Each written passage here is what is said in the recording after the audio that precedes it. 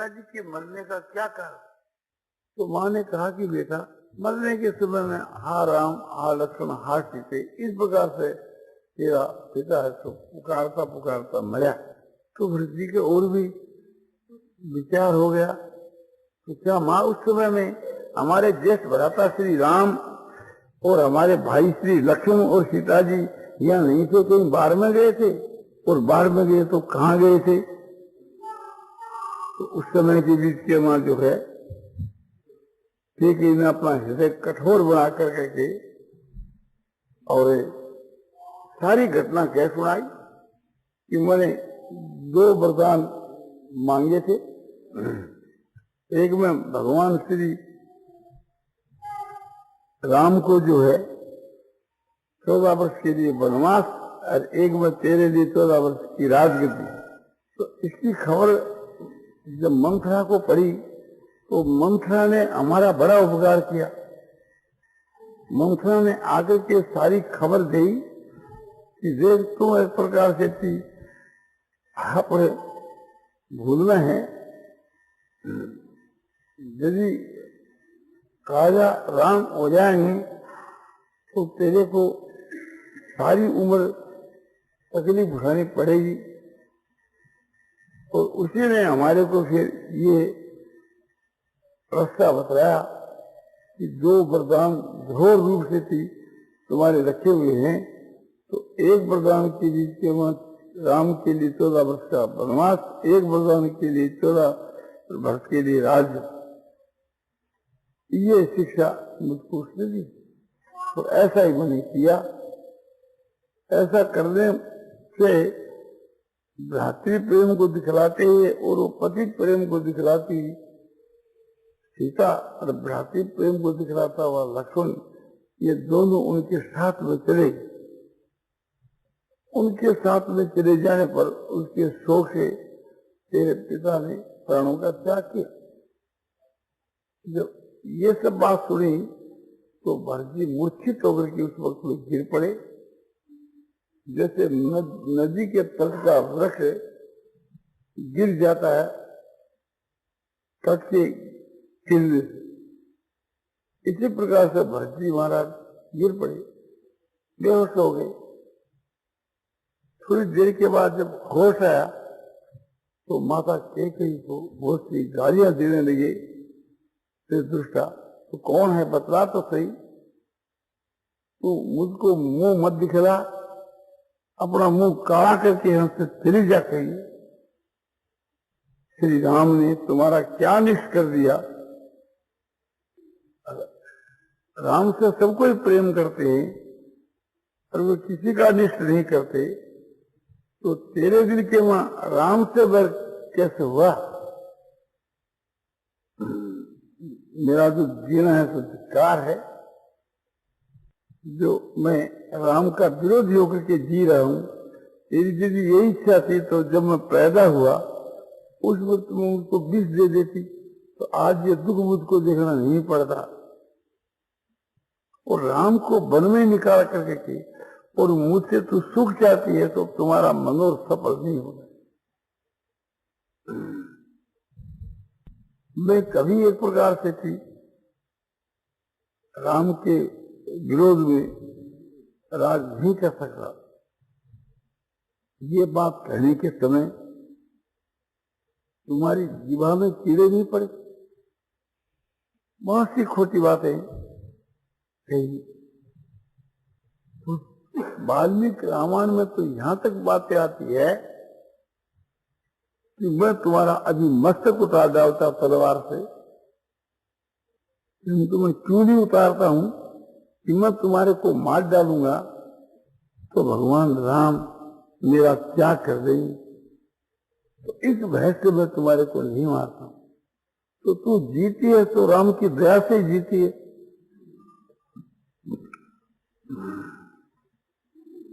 इस प्रकार की बातें कह रही थी। उसी समय वो कुबड़ी आ गई, मंथरा, बढ़िया बढ़िया गहना समझो कि आपने वस्त्र पहन करके गई। तो संतरी ने कहा कि महाराज इसका ही जो है सो आपने कार्य है। ये सुन करके शत्रुघ्न जी दौड़े और उसकी चोटी को पकड़ करके और जमीन पर पटका और घसीटने लगे और लातों से मारने लगे और वो चिल्लाने लगी और वो सुपार्श के लिए एक को पुकार करके बोलने लगी, हे के कही, मैं तुम्हारा कितना बड़ा उपकार किया और उसका मुझको ये पुरस्कार मिल रहा है। तुम्हारे देखते देखते एक प्रकार से मेरे मार पड़ रही है तो के दौड़ी छुटाने के लिए। शत्रुघ्न जी ने अपने नेत्रों को बदल करके और माता कैकेयी को धमकाया और कहा कि तुम आ,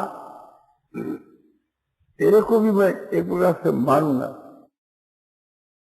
तो शत्रुघ्न के चेहरे को देख करके मां वापस लौट गई अपने प्राणों को बचाकर। और भी वहां बहुत सी दासियां उसके साथ में थी, जो मंथरा की दासियां, दासी की दासी। मंथरा की दशा देखी तो वे भी अपने प्राणों को लेकर के वहां से भाग गई। वाल्मीकि रामायण में लिखा है कि बाकी ने शत्रुघ्न को कहा कि शत्रुघ्न, इसको तुम जान से नहीं मारना। यदि इसको तुम जान से मार दोगे तो भगवान राम जो है सदा के लिए तुम्हारा त्याग कर दे। तुम्हारे को स्त्री की हिंसा करने वाला स्त्री प्यारा समझ करके और तुम्हारे को त्याग देंगे। तो शत्रुघ्न जी ने उसके प्राणों को छोड़ दिया और दोनों भाई कौशल्या के महल में जाने के लिए रवाना हो। माता कौशल्या ने ये बात सुनी कि भरत और शत्रुघ्न ननिहार से आए हैं और वे कैकेयी के महल में है। यदि कैकेयी के साथ में इस बात को लेकर के कि बेमनस्ता हो गई, किंतु उसकी परवाह नहीं करके कि भरत शत्रुघ्न से मिलना है, ऐसा उत्कोटि का भाव लेकर के कौशल्या अपने महल से उतर करके और कैकेयी के महल में जा रहे। ये कथा उसी रामायण में नहीं है, वाल्मीकि में है। रास्ते में दोनों की भेंट हो गई तो भरत शत्रुघ्न दोनों भाई कौशल्या के चरणों में गिरे और माता कौशल्या ने उनको उठा करके गोद में बैठा लिया भरत को और कहा कि बेटा भरत, तेरी माता की जो करनी है उसको तुमने सुना होगा ना? हाँ बोले मां, मैं सुन चुका, किंतु मैं आपको विश्वास दिलाता हूं, श्री राम के वन में जाने में यदि मेरा मत हो तो वशिष्ठ और अरुंधति की हत्या करने से जो पाप लगे वो पाप मुझको लगे। भगवान राम के वन में जाने के बीच के मां यदि मेरी सम्मति हो तो गौं का जो झुंड है, गौशाला, उसके आग लगाने से जो पाप है वो मुझको है कि यदि राम के वन में जाने में मेरी सम्मति हो, राम के वन में जाने में मेरी यदि सम्मति हो तो भूत और प्रेतों की पूजा करने से जो दुर्गति होती है वो दुर्गति मेरी हो। इस प्रकार से बहुत शब्द खाने लगे, नाना प्रकार की। माता कौशल्या ने कहा कि बेटा, तेरा कहना सत्य है, तेरी बिल्कुल सम्मति नहीं है, इस बात को मैं जानती हूँ, और इस विषय के बीच के बाद जो कोई तुम्हारी सम्मति मानेगा, तुमने जो शपथ खाई है उन सब का पाप उसको लगेगा। बेटा, एक प्रकार से किसी का भी दोष नहीं है राम के वन में जाने में, न कोई तुम्हारा दोष है न कोई कैकेयी का दोष है, दोष मेरे तकदीर का है, इसमें कोई मंथरा का भी दोष नहीं है, मेरे भाग्य का दोष है। बेटा, जब राम वन में गए तुम्हारे ज्येष्ठ भ्राता जब बन के वहां गए, जाने के समय में कहेंगे कि मां मेरा भाई भरत मेरे से भी बढ़कर तेरी सेवा करेगा। तो आज बेटा मैं प्रत्यक्ष देख रही हूं कि तेरा कैसा भाव है। जैसा भाव मैं समझती थी उससे भी बढ़कर के है। जो बात होनहार थी सो हो गई, अब उसके लिए अधिक शोक करना में कोई फायदा नहीं है। भरजी रोने लगे, माता अपने अंचल से उसके मुख को पूछने लगी और सभी रोने लगे। फिर मां ने कहा बेटा अब तो एक प्रकार से पिता की उर्द क्रिया कर दी है। उसके बाद में दशरथ जी की सब उर्द क्रिया की गई।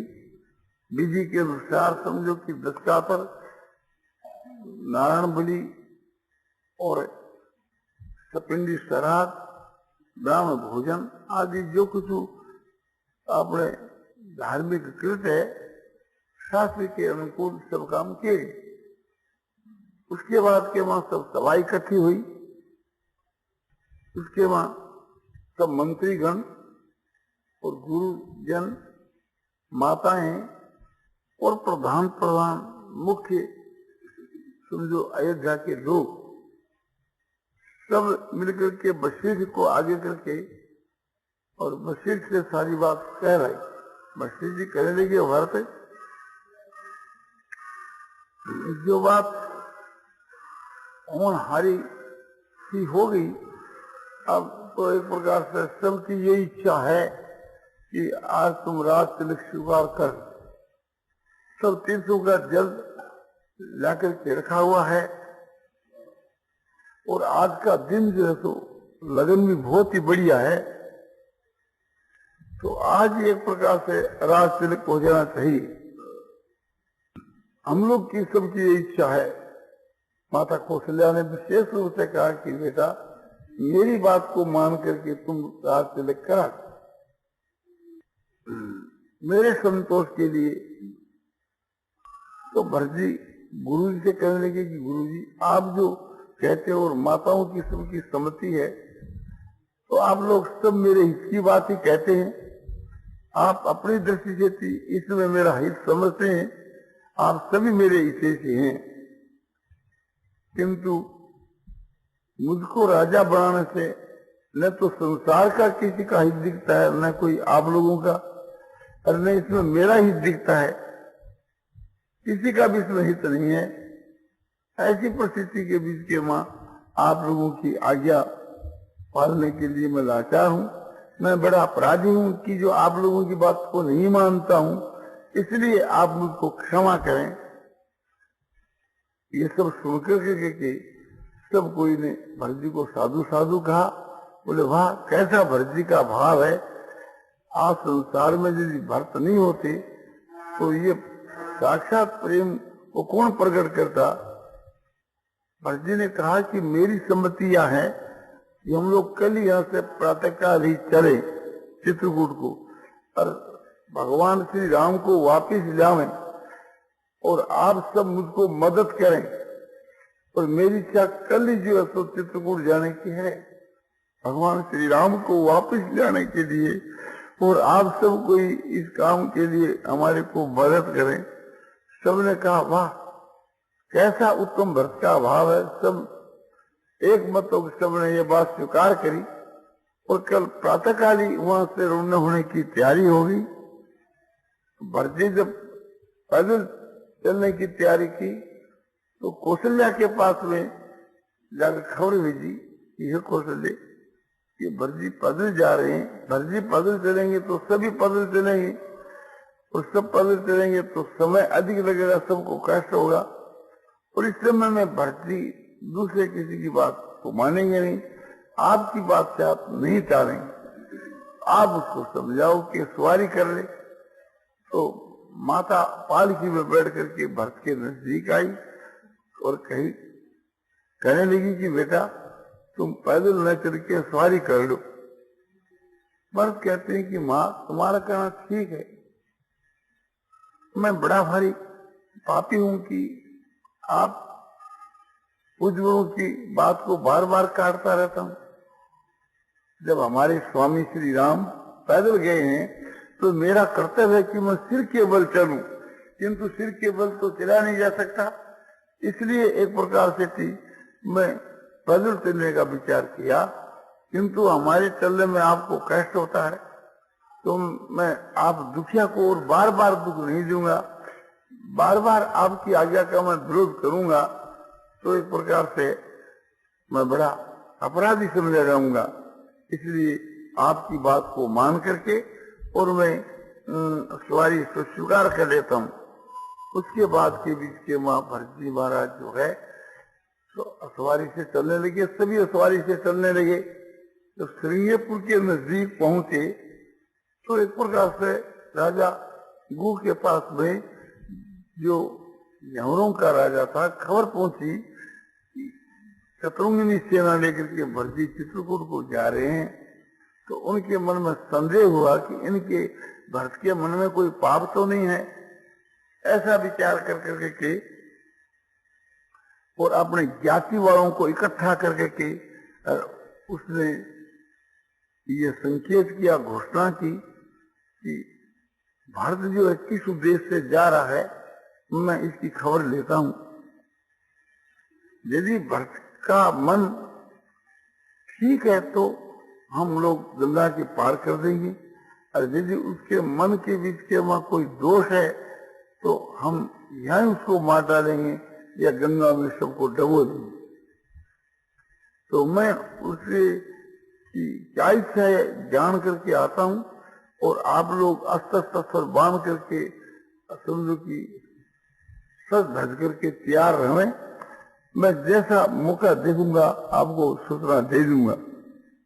इस प्रकार से सबको तैयार कर करके के गुरु जी गए कुछ भेंट लेकर के और वहां सब पहुंचे। सुमंत ने कहा कि महाराज ये राजा गु है, भगवान राम के मित्र हैं, ये मित्र राज की स्थापना है और ये आपके पास में भेंट लेकर के आपसे मिलने के लिए आए हैं। तो उनका बड़ा आदर किया। तो गुरु ने पूछा कि आप शत्रुघ्न सेना लेकर के चित्रकूट को क्यों जा रहे हैं? आपके मन के बीच के वहां कोई पाप तो नहीं है कि वहां बन के वहां माने राम लक्ष्मण को मार करके हम निष्कंटक राज करें? तो जब ये बात कही तो भरत जी महाराज रोने लगे और कहा कि मेरे दुर्भाग्य की बात है जो आपके दिल के मां ऐसा संदेह होता है। मैं भगवान श्री राम को वापिस लाने के वास्ते जा रहा हूं और सब प्रजा के लोग भी इसी उद्देश्य से जा रहे हैं और आप हमारे जो भेंट लेकर के आए हैं तो भेंट लेने का मेरा अधिकार नहीं है। भेंट तो भगवान राम ही ले सकते हैं, वही राजा है और मैं तो उनका सेवक हूं, तो मेरा अधिकार नहीं है। तो आप लेकर आए हैं तो इसलिए उस भेंट को छू दिया, एक प्रकार से आदर कर दिया और आदर करके वो भेंट है तो लौटा दिया। तो पूछा कि मैंने सुना है कि एक रात्रि तक भगवान राम ने यहाँ वास किया, तो भगवान राम के गुणों की बात मुझको सुना। इस प्रकार से समय राम ने बिताया और मैंने ये सुना कि रात्रि के समय शिशुपा के वृक्ष के नीचे शयन किया। तो वृक्ष कहाँ पर है ये भी मुझको आप दिखलाओ। तो गुरु तो वहां ले गए, ले जाकर के दिखलाया। तो उस वृक्ष के नीचे सीता जो है उसके गोल गोल तारे किसी पड़े थे और कुछ जरी के तार तो पड़े थे। उसको उठा करके और हृदय के लगाने लगे, मस्तक के लगाने लगे और रोने लगे कि मुझको धिक्कार है। जो सीता महलों के बीच के वहां नीरू ढोलों पर मखमल के गिर्रों पर शयन किया करती थी, वो गिर्रा वृक्ष के नीचे तुषा की साथी बना करके उन्होंने शयन किया। इसमें मैं ही कारण, इसलिए मुझको धिक्कार। जिस सीता का दर्शन समझो कि सूर्य चंद्रमा और अग्नि वायु देवताओं को नहीं होया करते थे, वो महलों में रहती थी, एक प्रकार से थी। उस सीता का आज दर्शन कोल किरात और वन के पशु कर रहे हैं, मैं इसके हेतु। हाय रे, एक प्रकार से ये क्या हो गया, इस प्रकार से ये विलाप करने लगे। यदि संसार के वहां मेरा जन्म ही नहीं होता तो सीता और राम को ये कष्ट क्यों होता। यदि मैं जन्मते हुए कोई मेरे को विष दे दिया जाता तो आज ये कष्ट मुझको देखना नहीं पड़ता। इस प्रकार से भर्ती विलाप करने लगे। उसके बाद के बीच के वहां जो है समझो कि पूछा कि और आप बात बतलाइए, भगवान राम ने क्या किया। बोले जब रात्रि का समय हुआ तो लक्ष्मण से कहा कि लक्ष्मण तुम जल ले आओ, तो गंगा से जल भर करके ले आए। भगवान श्री रामचंद्र जी ने जल का पान किया और बचा हुआ जो जल है उसको लक्ष्मण ने पिया। ये बाद के बीच के वहां जो है लक्ष्मण जी वीर आश्रम से चौकीदारी करने लगे, रात के वहां भगवान के पहरा देने लगे। तो मैंने कहा कि लक्ष्मण तुम भी शयन कर लो और पहरा हमारी ज्ञाति के लोग देंगे और मैं दूंगा उनके साथ के वहां, तुम शयन करो। लक्ष्मण ने कहा कि भू तुम्हारा कहना ठीक है, किंतु श्री सीता और लक्ष्मण भूमि पर शयन करते हैं तो मुझको नींद कैसे आ सकती है। इस प्रकार से लक्ष्मण का दिल भर गया और वे पहरा देने लगे और मैं भी उसके साथ में पहरा देता रहा।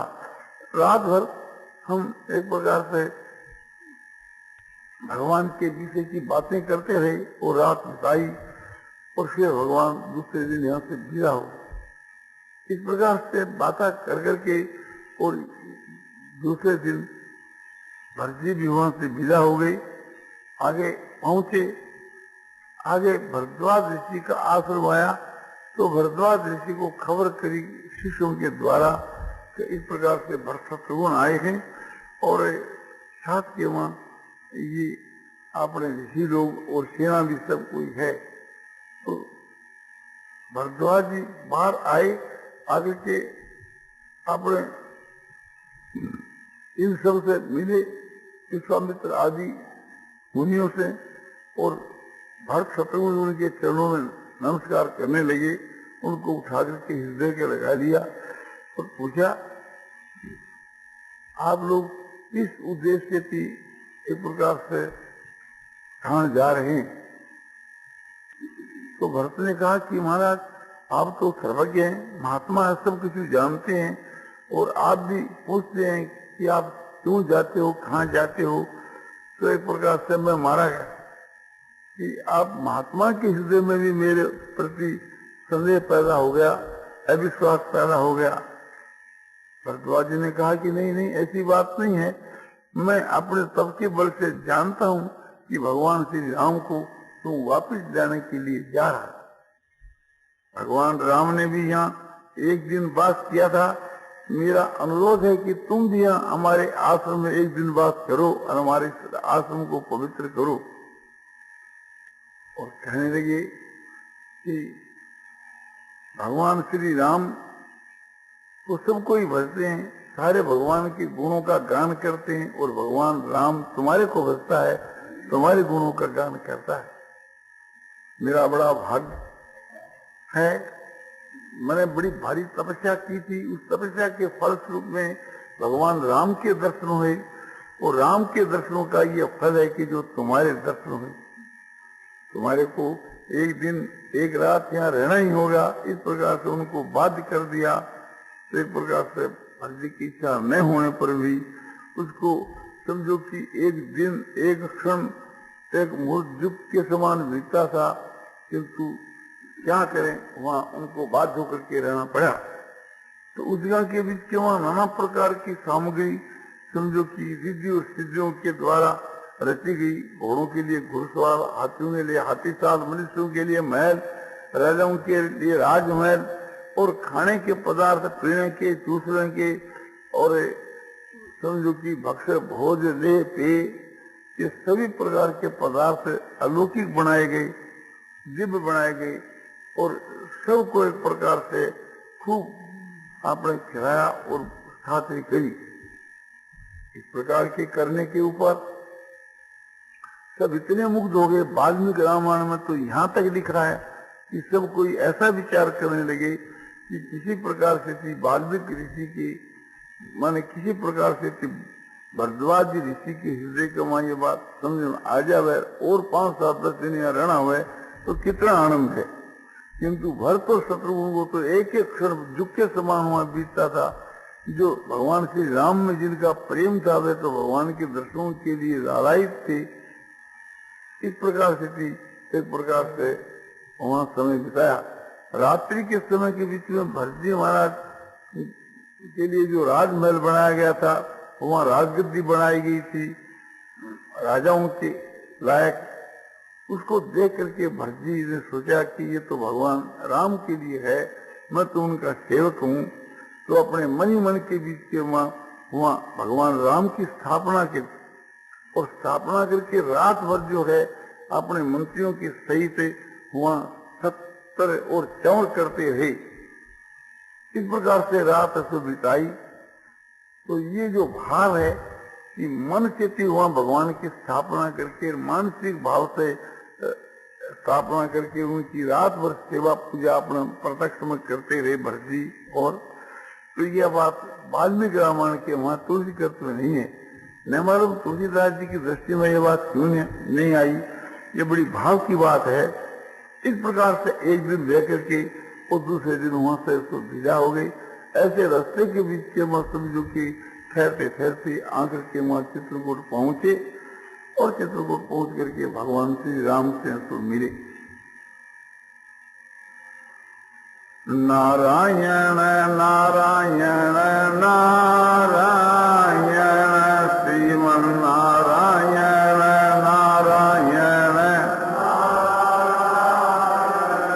श्रीमन नारायण नारायण रामचंद्र की जय, मोर मोटवंशी वाले की जय।